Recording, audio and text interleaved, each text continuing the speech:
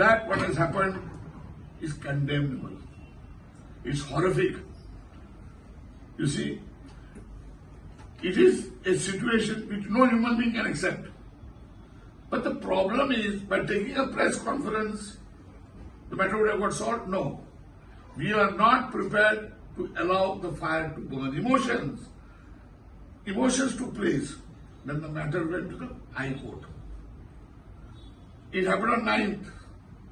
On 13th, the Kolkata government asked permission from the High Court. Give us time till Sunday, 16th and 17th. We'll crack the whole case out.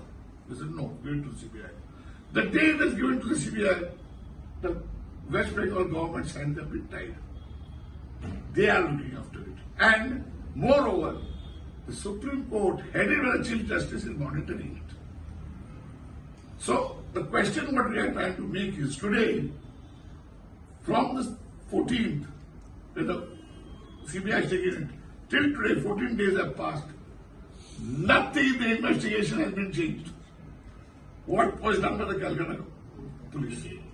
If this was with the Kolkata police, everyone would have said, Kolkata police is trying to hush it up. Now it is CBI. And it was our demand that CBI should update every day the happenings of the case. Till today they are not saying anything. Narratives, fake narratives are going on. The Supreme Court Chief Justice has warned the lawyers that don't come with social media. We have got all the facts before us. Has anything come against the government? So we don't want to make politics out of it. It is a very serious and heinous crime. Even to talk about it, it is horrible.